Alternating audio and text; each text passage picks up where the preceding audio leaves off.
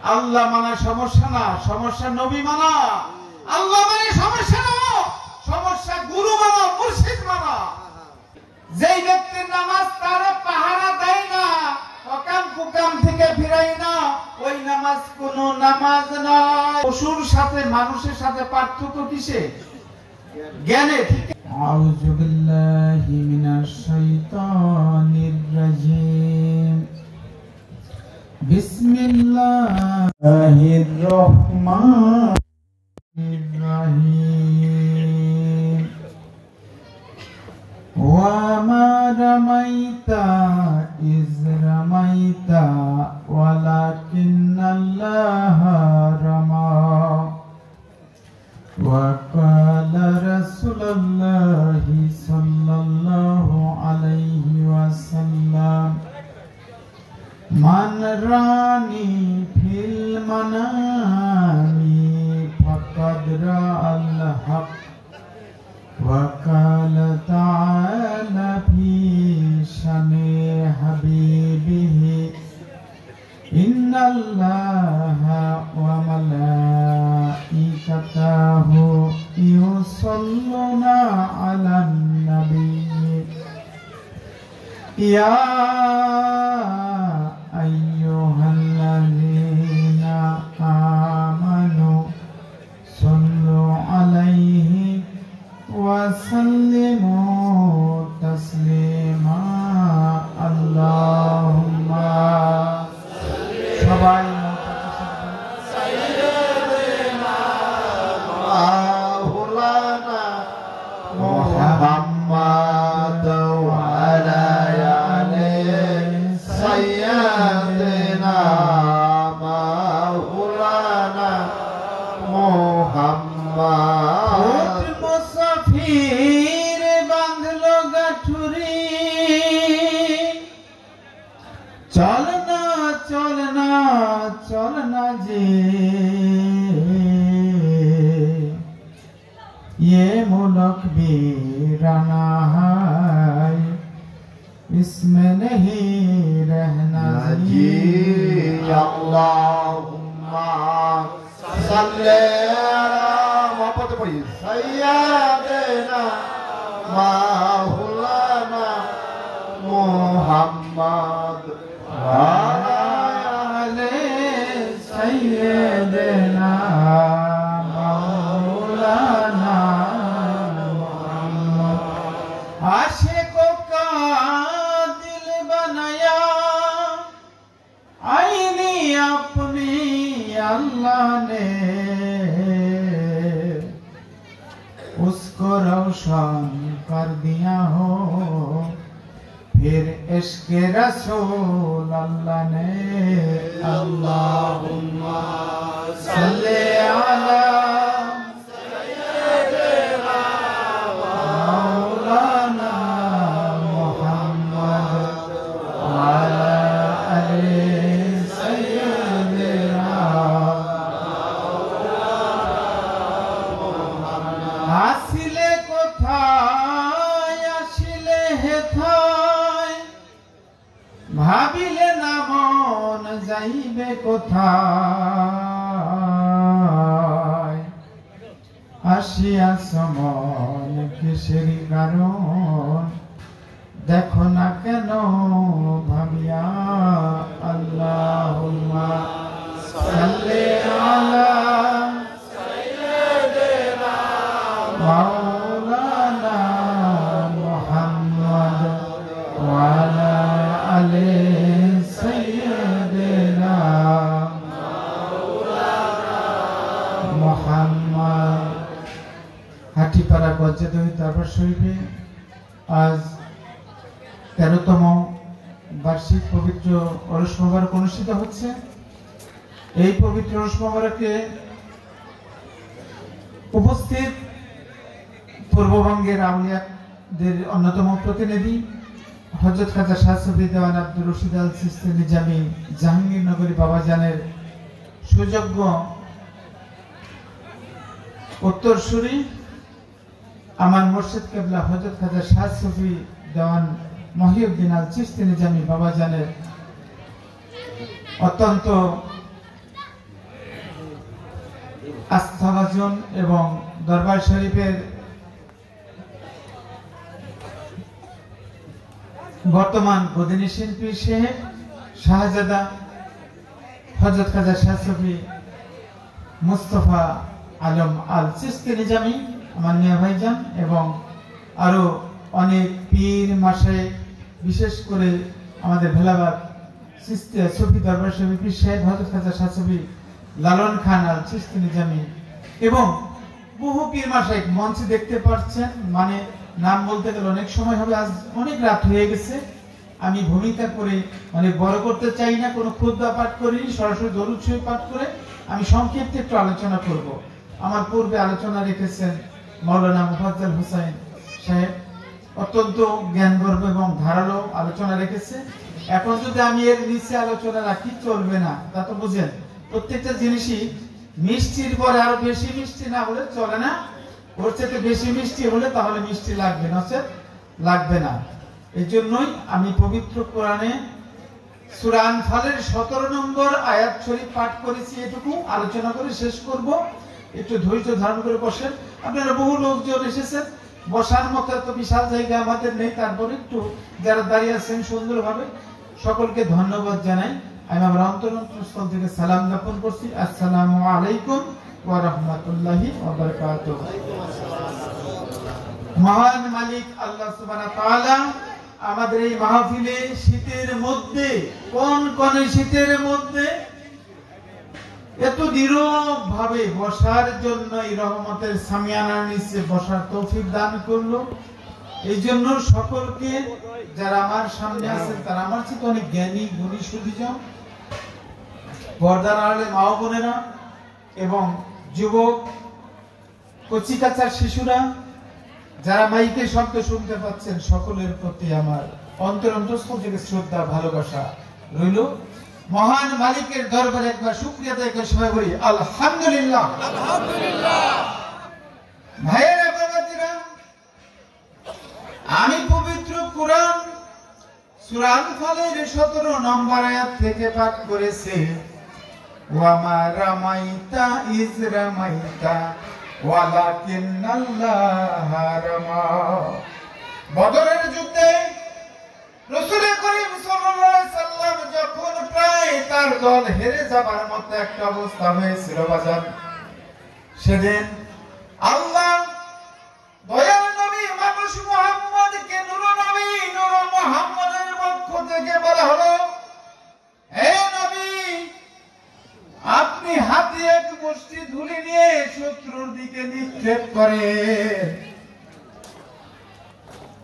আমার আপনার দয়াল দরদি নবী মুহাম্মদুর রাসূলুল্লাহ সাল্লাল্লাহু আলাইহি সাল্লাম এক মুষ্টি ধুলি নিয়ে শত্রুর দিকে নিক্ষেপ করা মাত্র শত্রুর দল ধ্বংস হয়েছিল বাজান।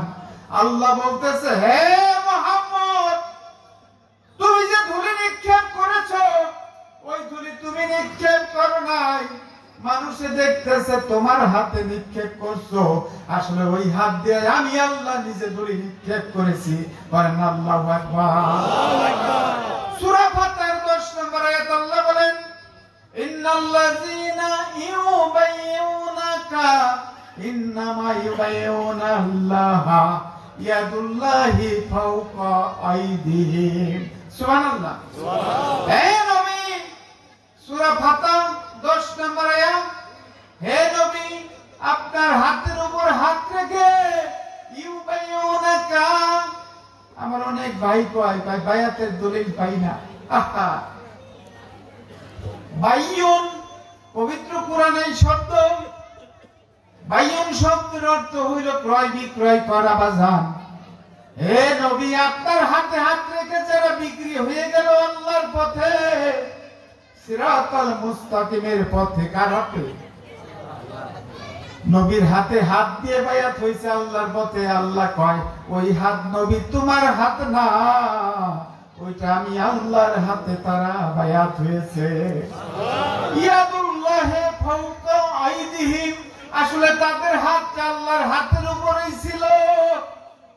মানে আমার নয়। যদি কোন তাফসীর মুফাসসির এই আয়াতটাকে বাতিল করতে পারেন বা তাফসীরকে ভুল বলতে পারেন, বলেন, সামনে এসে বলেন, সমস্যা নাই। আধুনিক বিশ্বে একটা কথা বললে আয়াত নাম্বার দিয়ে একটু পরে মিলাই দেখতে পারবেন না কোরআনে? অবশ্যই। আল্লাহ বলেন, তুমি দিলে ধুলি নিক্ষেপ করো না, আমি ধুলি নিক্ষেপ করছি। তোমার হাতে যারা বায়াত হইছে তারা তোমার হাতে বায়াত হয় নাই, আমি আল্লাহর হাতে বায়াত হয়েছে।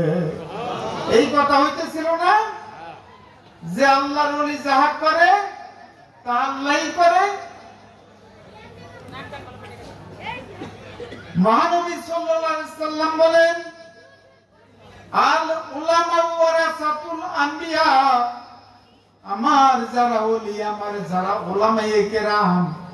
উলামা মানে কি আলেম? অনেকে মনে করে লেখাপড়া জানলে আলেম হয়, অনেকে মনে করে হাফেজ হইলে, কারি হইলে, মুফতি হইলে, বিশ্ববিদ্যালয় পড়লে বুঝি আলেম হয়। আলেম শব্দের অর্থ হইল জ্ঞানী। ইলম মানে জ্ঞান। আলেম হইল যেই ব্যক্তি জ্ঞানী, ঠিক কিনা? কমপক্ষে 10টা তাফসীর থেকে কোরআনকে পাঠ করে দেখেছি বাজার। একটা ওয়ার্ডের কি কি মিনিং হতে পারে। ইলম অনেক পুস্তকের বিদ্যায় পাঠ করেছেন, হাফেজ, মুফতি, মাওলানা, পীর সাহেব, অনেক কিছু হইতে পারি। কিন্তু যদি গায়বী ইলম ওই ব্যক্তির মধ্যে যতক্ষণ পর্যন্ত না আসবে ততক্ষণ পর্যন্ত ওই ব্যক্তি জাহেরি এবং বাতিনি উভয় বিদ্যায় পারদর্শী আলেম হতে পারবে না। এই জন্য ঝিটকের শরীফের দেওয়ান বাবু বলেছে, পশুর সাথে মানুষের সাথে পার্থক্য কিসে? জ্ঞানে, ঠিক না? জ্ঞান কি অমূল্য রতন, জানো রে মন, আল্লাহ জ্ঞান দিয়াছে যারে। এই জ্ঞানেতেই হয় ওলি আল্লাহর জ্ঞানেতেই হয় ওলি আল্লাহ দেখে আল্লাহ, আরে বিল্লাহ নামটি ধরে, ঠিক না? দেখতে একরকম দেখা যায়, সর্বকালের কাফের বলতো এবার কেমন নবী, হাটে বাজারে চলে ফিরে খায়, সন্তান জন্ম দেয়, খানা খায়, বিয়ে শাদী করে, ওয়ামা আনতা ইল্লা বাশারুম মিসলুনা। খুব খেয়াল করবেন কথা, অনেকক্ষণ কথা বলবো না। ওয়ামা আনতা ইল্লা বাশারুম মিসলুনা। কুরআন কাফেররা এইভাবে বলতো, ওয়ামা আনতা ইল্লা বাশারুম মিসলুনা, এ তো দেখতে আমাদের মতোই মানুষের মেসাল। বাক্যটা কার? আল্লাহ বলছে, কিন্তু এটা বলে কাফের মুনাফিকরা। কেমন নবী? এটা আমাদের মতোই দেখতে। আল্লাহ বললেন, কুল, বলুন নবী, ইন্নামা আনা বাশারুম মিসলুকুম, দেখতে আমি তোমাদের মতোই মানুষের মেসাল। বাশারের মেসাল, ইউহা ইলাইয়া আন্নামা ইলাহুকুম ইলাহু ওয়াহিদ। বলেন আল্লাহু আকবার। আমার কাছে ওহী আছে, তোমার ভাষ্য আমার ভাষ্য একই।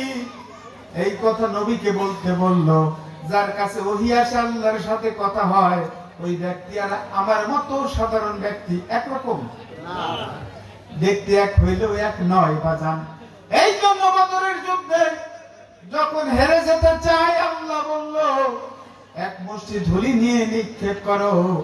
নিক্ষেপ করা মাত্র শত্রুরা চোখে দেখে না, তারা ধ্বংস হয়ে গেল। মুসলিমদের জয় হইল বাজান। ও বাজান, এই জন্য আল্লাহর ওলির হাত, রসুলের হাতটাই হইল আমার আল্লাহর হাত, ঠিক না? ও বাজান, এখানে আলোচনা হচ্ছিল, কি যেন বলতেছিল? হা হে হু, কথাটা বলাই দরকার, ঠিক না? হা রয়েছে হুয়ের সনে, যুগল মিলন রে বন্ধু, যুগল মিলনে। হে মজিয়ে তানে মানে রূপে করছে, আলোরে বন্ধু রূপে করছে, আলোরে দেখবি যদি তারে, তোরা আমার শোনে গো তোরা আমার, শোনে গো দেখবি যদি তারে। খাকি বলেন তো, আর হু কি? হা মানে হইল সাধারণ জগতের ভক্ত শিষ্য, হু হলো সেই পরম প্রভু ইলাহু। কুল হু, কুল হুয়া, হু মানে তিনি, সে কে সে? আল্লাহু আহাদ। বলেন আল্লাহু আকবার। একমাত্র হু হলো আল্লাহ। আল্লাহর সাথে প্রেম করার জন্য হা হা হইল বান্দা। তাওহীদে উলুহিয়াতের সাথে আউলিয়াতের প্রেম ততক্ষণ হবে না। বলেন তো, হুয়ের সাথে হা মিশছে কিসের মাধ্যমে? এইটার নাম হইল ইশক। বলেন না সুবহানাল্লাহ। ভক্তের সাথে গুরুর প্রেম হবে না, আল্লাহর সাথে বান্দার প্রেম হবে না যতক্ষণ পর্যন্ত মধ্যে হে না মজবে। হে মজিয়ে টানে মানে রূপে করছে আলো, তোরা দেখবি যদি তারে। এই কথা হচ্ছিল না? হা হে হু ইশক আশিক মাশুক, তিনের তালিম না বুঝলে ভজন সাধন হবে না। এই তিনের তালিমের মূল গোড়া কোরআন শুরু হয়েছে আলিফ লাম মিম, ঠিক কিনা? যালিকাল কিতাবু লা রাইবা ফীহি হুদাল লিল মুত্তাকিন। তাই না বাজান? এই আলিফ লাম মিম, এই আশিক মাশুক ইশক, এই তিনের মধ্যেই হইল তিনের তত্ত্ব নিহিত। বাজান এই ওয়াজ করলে 2 ঘন্টা করলেও ফুরাবে না। কত যে নিগুর কথা, ওদিকে যাচ্ছে না। এই জন্য কোরআন শুরু হয়েছে আলিফ লাম মিম। ইশক আশিক মাশুক, আলিফে মাশুক আল্লাহ। বলেন না সুবহানাল্লাহ। এই জন্য রুহিয়াত অমরত্বের জগৎ, প্রভুত্বের জগৎ বলতেছিল, কথা বলে নাই। সিবগাত আল্লাহ, সিবগাত আল্লাহি ওয়া মান আহসানু মিনাল্লাহি সিবগা। তোমরা আল্লাহর রঙে রঞ্জিত হও, আল্লাহর রঙের চাইতে উত্তম রং আর কার হইতে পারে? সুবহানাল্লাহ। ও বাজান, আল্লাহর রং কই পাবো? আল্লাহর রং আল্লাহর রাসূলের মধ্যে আছে বাজান। আর আছে হইল বর্তমান জামানার যত আল্লাহর ওলি, পীর মুর্শিদ কামেল, যারা মুর্শিদের রঙে রঞ্জিত, ওরাই প্রকৃতপক্ষে আল্লাহর রঙে রঞ্জিত ব্যক্তি। এর মধ্যে কোনো সন্দেহ নাই, সন্দেহ নাই। আমি হাদিস থেকে পাঠ করেছি, রাসূল করিম সাল্লাল্লাহু আলাইহি ওয়াসাল্লাম বলেন, মান রানি ফাকাদ রাআল হক। আবার কোথাও বলেছে মান রানি ফিল মানামি ফাকাদ রাআল হক, মানে যে আমারে দেখলো সে হককেই দেখলো। বলেন না সুবহানাল্লাহ। আবার বলেছে অন্যজন ফিল মানামি মানে হলো স্বপ্নের মধ্যে, ঘুমের মধ্যে। তাও যদি কেউ দেখে, নবীর রূপ কোন শয়তান ধারণ করতে পারে না, পারে না, পারে না। কোন গুরুর রূপ ধরে কোনদিন শয়তান ভক্তের সামনে হাজির হতে পারবে না, ঠিক কি না? পারবে? কোশ্চেন কেন না? এই জন্য তত্ত্ব বুঝতে হবে।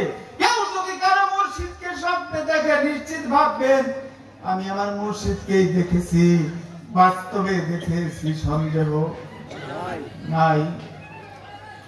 এই জন্য ভাইয়েরা, বাবাজিরা, এই দরবার শরীফে এখানে তাসওয়ুফের কথা বলা হয়। অনেকে না বুঝে ভুল ব্যাখ্যা করে, যমক যমক কথা বলেছে। কোরআনের বাইরে বলেছি কথা? কোরআনের আয়াত দিয়ে বলেছি না? যখন বলি আমি কিন্তু খালি এইখানে কথা বলি না। আমার মনে হয় বাংলাদেশের বহু জায়গায় যা বড় বড় মঞ্চে কথা বলি। যখন কথা বলি তখন কিছু বলতে পারে না, চলে যাওয়ার পরে কয় বিদআত শিরকি, মাজার পূজারি, পীর পূজারি, ঠিক কিনা? ভণ্ড বাতিল ইত্যাদি, ঠিক কিনা? আমি বলতে চাই, শুনে রাখো, আমি জগতে এসেছি সত্যকে জানার জন্য। লেখাপড়া করেছি, শিক্ষিত হয়েছি, আমি তারপরে অহংকার করি না। আমি চ্যালেঞ্জ করে বললাম, আমার যাহা জ্ঞান মধ্যে আমি যা বুঝেছি মুর্শিদের মাধ্যমে, তাহার চাইতে যদি উত্তম কোন শিক্ষা, সত্য কোন শিক্ষা, মানব মুক্তির পথ যদি কোন মৌলবী, মুহাবি, কোন মুন্সি যদি দেখাইতে পারে বা যান, আমি ওই ব্যক্তির জুতাটাকে মাথায় নিয়ে তার পিছে পিছে ঘুরবো, আমি নিজে লজ্জা বোধ করবো না। তবে তুমি আমার বাকি বাটটা ওই জান্নাতের হুরপরির লোভ দেখাইবা, ওই লোভে আমি পড়বো না। জান্নাত বাজান, জান্নাত বাস্তবতার নিরিখে পীর মুর্শিদের দরবারে গেলে দেখা যায়। হুর কাকে বলে ব্যাখ্যা, বাস্তব ব্যাখ্যা জানা যায়। জাহান্নাম কাকে বলে এই জ্ঞান হয়ে যায়। পরকাল কাকে বলে, হাসর কাকে বলে, নসর কাকে বলে, এই তত্ত্ব পীরের কাছে আছে বাজান। ও বাজান, গল্পের রসগোল্লা সারা জীবন খাইলে মিষ্টি লাগবে না? লাগবে? যদি বাস্তবে একটা রসগোল্লা খান মিষ্টি লাগবে কিনা? তদ্রূপ কাগজের লেখা আগুন যেমন পুরাইতে পারে না, তদ্রূপ ভাবে গল্প গুজবের মজার কোনো দাম নাই।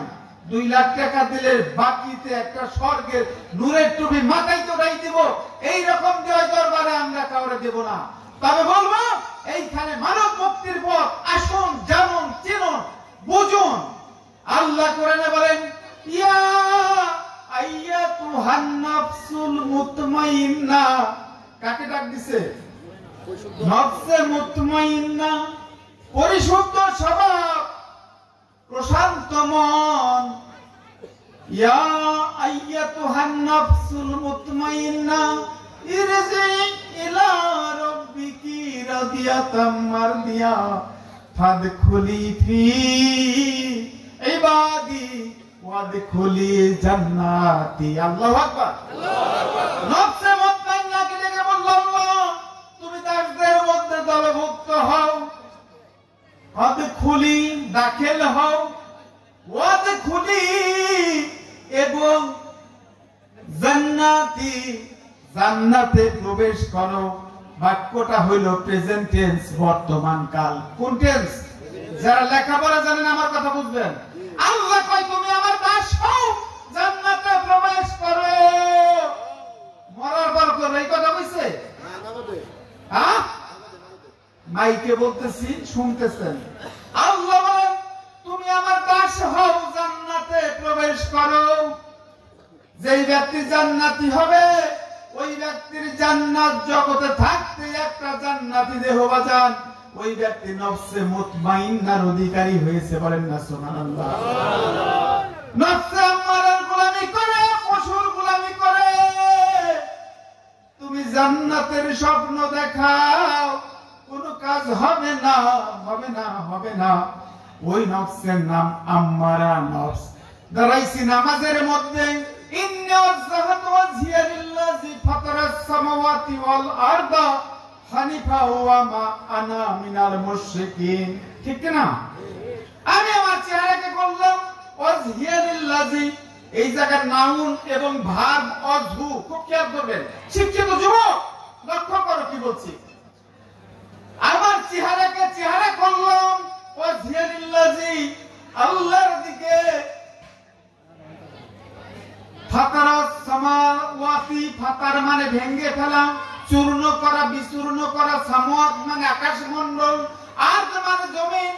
যদি কাছে আসি, সামাওয়াত মানে জ্ঞানের স্তর, আর আরদ মানে হইল দেহের বস্তু স্তর। আল্লাহু আকবার, আল্লাহু আকবার। আমার দেহ এবং দেহের জ্ঞান মণ্ডলকে যে ভেঙে চুরমার করে দেয়, ওই আল্লাহর দিকে মুখ করলাম। ওয়া মা, ওয়া মানে এবং, মা মানে নই। একটা একটা করে বলছি। ওয়া মানে এবং, মা মানে নই, আনা মানে আমি, মিন মানে দলভুক্ত, আল মুশরিকিন, মুশরিক মানে যে শিরক করে, মুশরিকিন মানে হলো শিরককারীগণ, বহু বচন, সবাই আর কি, অনেক। যারা শিরক করে সেই দলে আমি নাই। নামাজে দাঁড়ানোর পরে, আত্তাহিয়াতু পড়ে, বৈঠকে বললাম যে নামাজটা পড়লাম, দাঁড়াইলাম, আল্লাহ দিকে মুখ করে যে ওয়াদা করলাম, শেষ পরে মনের মধ্যে বাড়ি ঘর বাছুর গরু বউ পোলাপান নানান চিন্তা ভাবনার মূর্তি সামনে হাজির হইল, আপনি শিরক করলেন কি না? শিরক শিরক শিরক। হ্যাঁ, আমার ওয়াদা ছিল আমার চেহারা তোমার চেহারার দিকে, আমার নামাজে কিটা হচ্ছে? বড় বড় কথা না, লাভ হবে না, লাভ হবে না। কেউ কিন্তু নামাজ ছেড়ে দিয়েন না, আবার মনে করেন না যে নামাজের বিপক্ষে কয়। আল্লাহ কোরআনে কোথাও সালাতকে ওয়াক্ত দিয়ে খণ্ডিত করে নাই।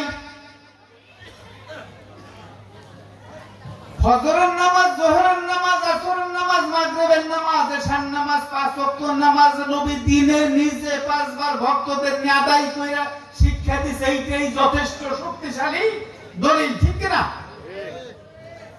কোরআন বলছে ইল্লাল মুসাল্লিনাল্লাযিনা হুম আলা সালাতিহিম দাঈমুন। দায়েম বলেন আল্লাহু আকবার। ওই ব্যক্তি নামাজ পড়ে হলো মুসল্লি যে 24 ঘন্টা দায়েম মানে সর্বক্ষণ নামাজের উপরে থাকে, নামাজের মধ্যে থাকে। বাড়িটা কার? শেষ করে দেব বাজার এখন। তাহলে বাণীটা আল্লাহর, ঠিক না? তাহলে আল্লাহর বাণী সর্বক্ষণিক নামাজ। অনেকে ওই একটা আয়াত দেয় যেটা ফজর যোহর আসরের দলিল দেয়, কোনটা? আকিমিস সালাতা লিদুলুকিশ শামস ইলা গাসাকিল লাইলে ওয়া কুরআনাল ফাজরে ইন্না কুরআনাল ফাজরে কানা মাশহুদা। সালাত কায়েম করো সূর্য ঢলে যাওয়ার কারণে, রাতের আঁধারে আচ্ছন্ন হওয়ার কারণে, এবং কুরআন আল ফাজরে, ফজরের সালাত আল ফজরে না, কুরআন আল ফাজরে, ভোরের কুরআন। এই কোরআনের কথা মুফাজ্জল মাওলানা অনেকক্ষণ বলার চেষ্টা করছে, কিন্তু এইভাবে ক্লিয়ার করে আনতে পারে নাই বাজান। এই দেহ ভেঙে যাবে, অন্ধকারে চলে যাব। যার সালাত কায়েম থাকবে, যার সালাত তাকে পাহারা দিবে, ইন্না সালাতা তানহা আনিল ফাহশাই ওয়াল মুনকার, ঠিক না? যেই ব্যক্তির নামাজ তারে পাহারা দেয় না, অকাম কুকাম থেকে ফিরাই না, ওই নামাজ কোন নামাজ নয়। বাক্যটা আল্লাহর কোরআনে। নিশ্চয় সালাত অকাম কুকাম থেকে ফিরাইব। নামাজ পড়ি তারপর অকাম কুকাম করি, বুঝতে হবে নামাজ হচ্ছে না। দলিলটা কার? আল্লাহ। সন্দেহ আছে এই ব্যক্তিকে? না।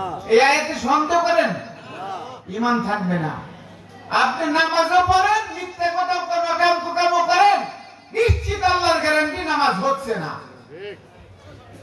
এই জন্য সালাত, এই সালাতকে সালাতুল উস্তা, সালাতে কসর, সালাতে দায়েম, সালাতে আকিমুস সালাত, সালাতে কোন ভাইয়া কোন 7 রকমের নামাজের ব্যাখ্যা কোরআনে আছে। আমি এগুলো কোনদিন বলবো সময় পেলে। অনেক রাত হয়েছে দরদিরা, আমি আপনাদের কষ্ট দিতে চাই না। আমি যে কথাটা বলতে চেয়েছিলাম সেটা সময় দিলাম না, আমি বলবো না। এই জন্য দরদিরা, তরিকতের পথ যদি বাটপারি হতো, তরিকতের পথ যদি ভণ্ডামি হতো, সবার আগে আমি নিজে তরিকতকে ত্যাগ করতাম। একমাত্র বর্তমান জামানায় নূহের কিস্তি যদি কেউ পেতে চায়, তাহলে যেন তরিকতের এই সিলসিলার মধ্যে ঢুকে যায়। যদি কেউ দয়াল নবীর কিস্তি পেতে চায়, পারের সাফায়াত পেতে চায়, তাহলে বায়াতের বর্তমান জামানায় পীর মুর্শিদের তরণীতে যেন উঠে যায়। এইটা ছাড়া বিকল্প কোন পথ। এই পথের নাম সিরাতাল মুস্তাকিম, এই পথের নাম আনআমতা আলাইহিম। এইটি নিয়ামত প্রাপ্ত ব্যক্তির পথ। এই পথের বাইরে কোন নিয়ামত নাই। তেরা বেকা যত পথ, তেরা বেকা পথের মাথায় একটা করে শয়তান আছে, সন্দেহ নাই।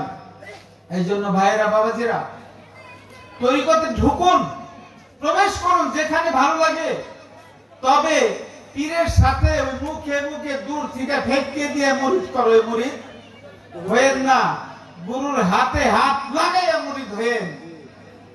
কারণ আয়াত পড়ছি না, ইন্নাল্লাযিনা ইউবাইয়ুনাকা ইন্নামা ইউবাইয়ুনাল্লাহ ইয়াদুল্লাহি, কি ইয়াদুল্লাহি ফাওকা আইদিহিম তোমার হাতে মুরিদ যারা হয় ওইটা আমার হাত। কিসের কথা? হাতের কথা না? এখন হাতে মুরিদ হইছে, যদি ওই স্বপ্নে মুরিদ হন, ওই মাইকে মুরিদ হন, বাজান কাজ হবে না। বলে গেলাম মাইকে খোলা মঞ্চে। এই জন্য দয়াল নবীর আকীদা আমাদের ধারণ করতে হবে, ঠিক না? এই জন্য ভাইয়েরা বাবাজিরা, যুগে যুগে আল্লাহ, খোদা, ভগবান, গড, ঈশ্বর, প্রত্যেকটা ধর্মের একজন জগতের মহাপ্রভু আছে, সন্দেহ আছে? তাহলে সেই প্রভুকে মানা অত সমস্যা ছিল না। সমস্যা ছিল ওই মুআল্লিমুল মালাইকা, ফেরেশতাকে মাস্টার মিস্টার আজাজিলকে বলল আদম রে সেজদা করো, ওয়া নাফাতু ফিহি মির রূহি। আবার বলছে খালাকাল্লাহু আদামা আলা সূরাতিহি, সূরাত আমার, রূহটা আমার মধ্য থেকে মুৎকার করেছে। সুবহানাল্লাহ। আল্লাহ কয় ফা কাউলহু সাজিদিন, অতঃপর বললাম তোমরা সবাই সেজদায় লুটাইয়া পড়ো। ফা সাজাদু, অতঃপর সকলে সেজদা করলো ইল্লা ইবলিস। ইবলিস কয় আল্লাহ তোমারে মানি, আদম রে মানি না। আল্লাহ কয় বাচ্চা তোর এই মানায় আমি খুশি না, তুই লানতি বের হয়ে যা, ঠিক কিনা? ঠিক। তো কথা তো এই জায়গায়, আল্লাহ মানা সমস্যা না, সমস্যা নবী মানা। আল্লাহ মানে সমস্যা না, সমস্যা গুরু মানা, মুর্শিদ মানা। বেল গায়ে বেকিনে আল্লাহ সে মানা জবর সহজ। মুর্শিদের আইন মেনে মিথ্যা, হাসদ, বগস, কিনা, কেবে, লাইনসা সমাজ থেকে গুলাকে নিজের মধ্য থেকে বর্জন করা অত সহজ।